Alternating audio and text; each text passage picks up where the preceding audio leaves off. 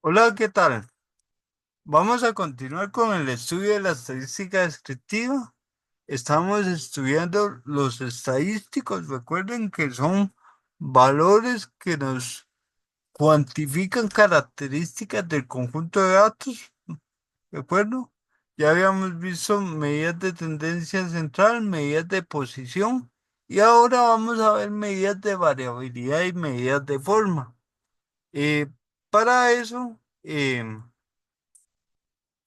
los estadísticos en general, los que son medidas de variabilidad, brindan indicadores de qué tan dispersos se encuentran los datos, qué tan parecidos o distintos son entre sí, y generalmente la dispersión la estudio eh, cerca de un estadístico representativo o alrededor de él para determinar qué tan homogéneos son los datos observados al valor representativo.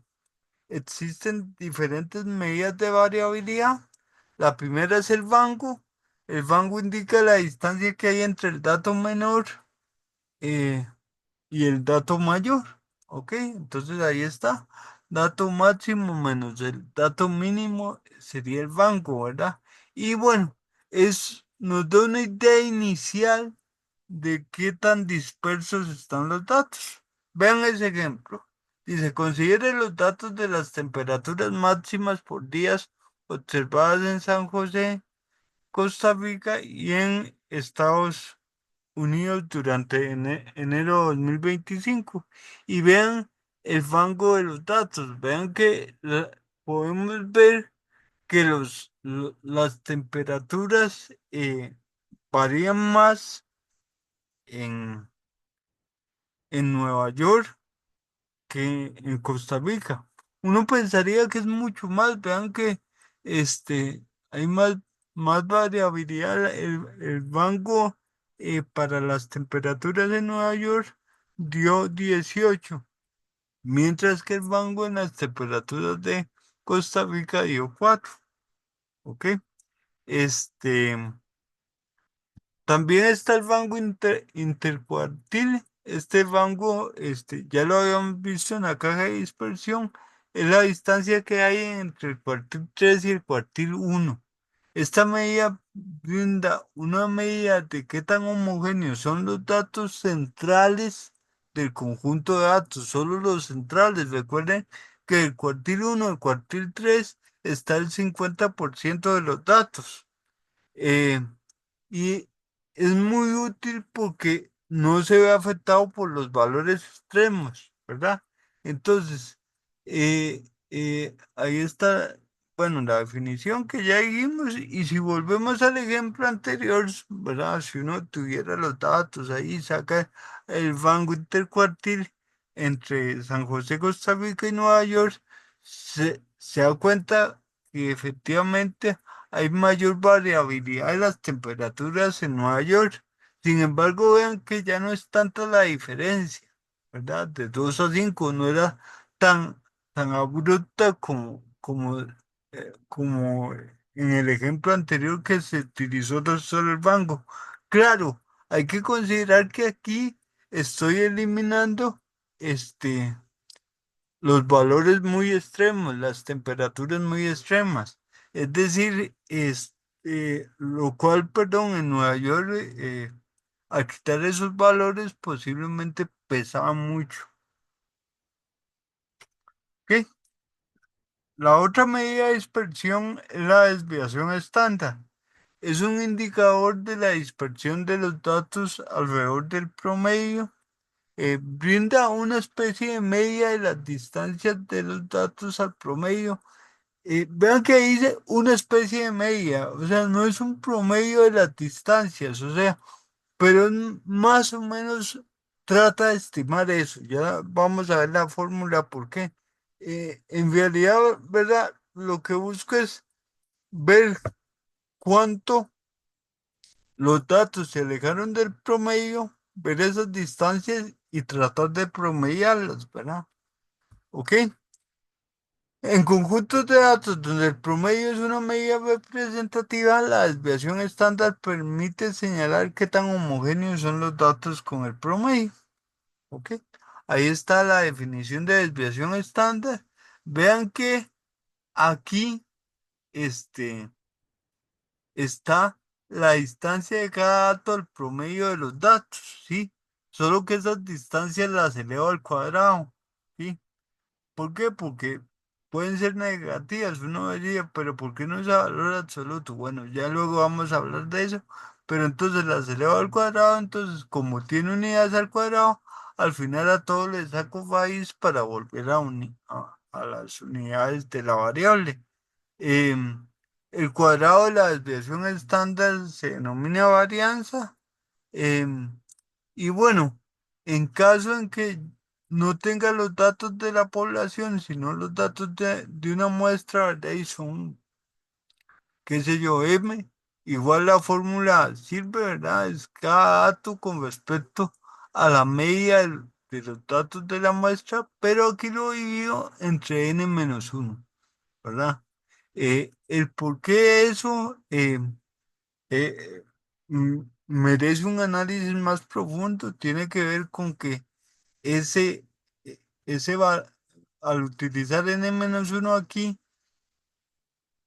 eh, esa desviación estándar se le llama desviación estándar muestral, se denota con S, eh, va a ser un buen estimador de sigma de la desviación estándar poblacional, pero se tiene que usar n-1, ¿verdad?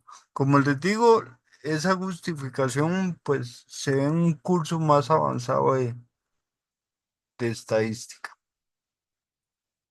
Ok, vean este gráfico, esa distribución de frecuencias, ¿verdad? Aquí la desviación estándar es grande, ¿por qué? Porque vean que los datos, las frecuencias son más o menos parecidas, o sea, pueden salir muchas veces y diferentes datos, por así decirlos. Hay muchos y diferentes, entonces, cuando la distribución tiende a ser más uniforme, la desviación estándar tiende a ser más grande. Por el contrario, vean aquí, donde más bien la distribución no es nada uniforme, sino tiene en forma de montaña aquí. Aquí hay una desviación estándar, pues más pequeña, ¿verdad? Aquí está la media y la mayoría de datos se concentran alrededor de la media. ¿Ok? Otro elemento es el coeficiente de variación. La desviación estándar brinda una aproximación a la distancia promedio de los datos al promedio, pero si no se conoce muy bien el contexto, es difícil de determinar si esta distancia es pequeña o grande.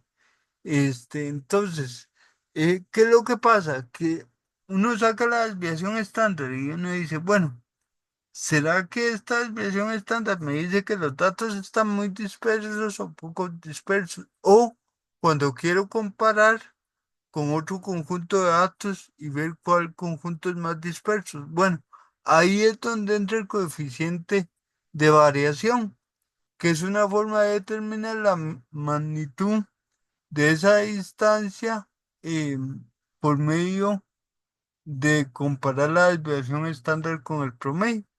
Entonces, eso se conoce como el coeficiente de variación. Es este que está aquí. Entonces, es la desviación estándar dividido entre el promedio por 100. Esta es una notación usual, ya sea la notación de sigma corriente si sobreentiende cuál es la variable o sigma sub x. Sobre todo cuando hay varias variables es muy útil. Si el coeficiente de variación es menor que el 30%, se dice que los datos son homogéneos con respecto al promedio. Vean que ya aquí me da una forma de decir, según lo que me da el coeficiente de variación, si los datos son homogéneos o no con respecto al promedio, ¿verdad? Ok. Veamos este ejemplo. Dice, se tienen dos grupos de datos, vean el grupo uno 1000, 1005, etcétera, y el grupo 2, 5, 6, 6, 7, 8, 9 y 11. ¿Cuál grupo consideran ustedes que tiene mayor variabilidad? Entonces, en principio, a simple vista, intuición, uno dice el grupo uno, vea que de 1000 a 1005 brincó 5 unidades, ¿verdad?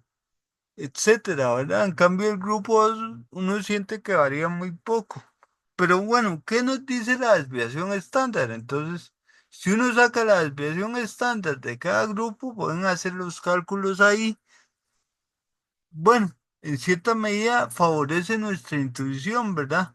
Dice que el grupo uno tiene más variación. Vea que dio 6,5 y el grupo 2 1,9. Entonces, en cierta medida la desviación estándar favorece nuestra intuición, lo que dijimos al inicio, pero aquí hay un problema, ¿verdad? Mm, Los datos carecen de contexto, o sea, no sé las unidades de ellos, ¿verdad?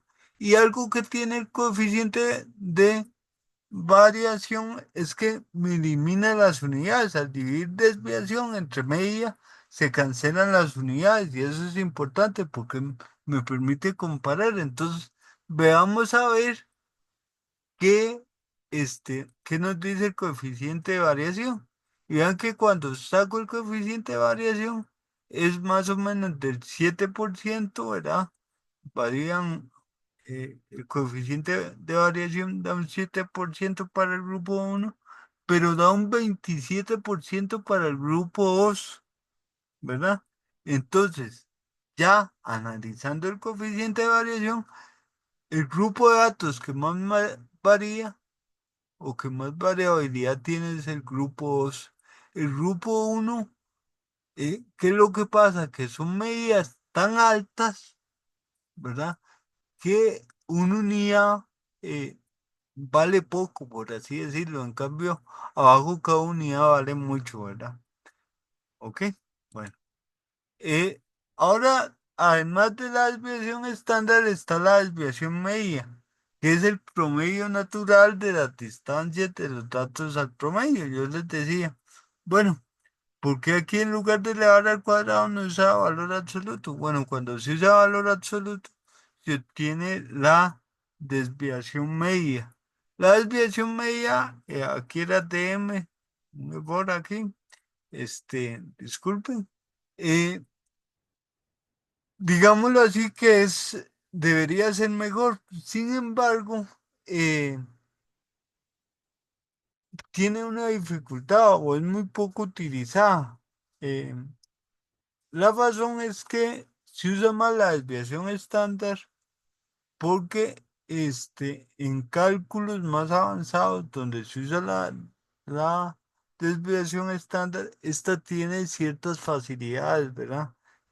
Por ejemplo, derivabilidad es uno de esos, ¿verdad? Que algo al cuadrado lo pueda derivar, algo en valor absoluto hay un punto donde no es derivable, ¿verdad? Eh, Etcétera. Entonces se usa muy poco, lo más común es usar la desviación estándar. Bueno, eh, otro asunto importante en la variabilidad son las puntuaciones estandarizadas. Cuando un individuo tiene puntuaciones en distintas variables, una inquietud muy común es saber en cuál de las variables presentó mejor desempeño.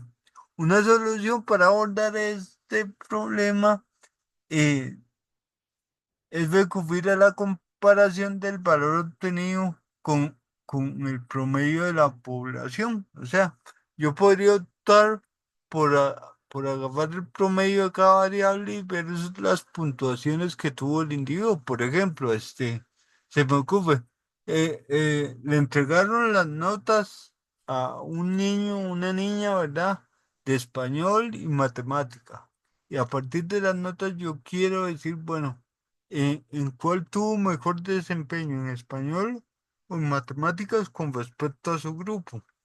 Entonces, en este caso yo podría comparar la nota de español con el promedio de notas de español y la nota de matemática con el promedio de las notas de matemática. ¿Sí? Sin embargo, eso puede tener incompatibilidad. eh, no solo en las unidades utilizadas, puede ser que esté con dos grupos de datos que tienen unidades diferentes. En mi ejemplo, son notas, son las mismas unidades del 1 al 100, pero la variabilidad de los datos no la estoy contemplando y es importante. Entonces debe entrar en juego la desviación estándar. Entonces ahí salen, de ahí salen las puntuaciones estandarizadas o también conocidas como valores Z. Los valores Z son eso, a cada dato le resto la media y lo divido entre la desviación y me ayudan a hacer comparaciones. ¿Qué es un valor Z? Me dice a cuántas desviaciones estándar se encuentra el dato de la media. Eso es lo que mide eso. Lógicamente, si z da positivo, pues me dice que de la media aumenté tantas desviaciones estándar. Si z da negativo, más bien de la media disminuí tantas desviaciones estándar dependiendo del valor que me dé z, ¿verdad? Si z es 2, quiere decir entonces que de la media me cubrí dos desviaciones estándar a la derecha, aumenté dos desviaciones estándar. Si es menos 2, disminuí dos desviaciones estándar. Veamos un ejemplo.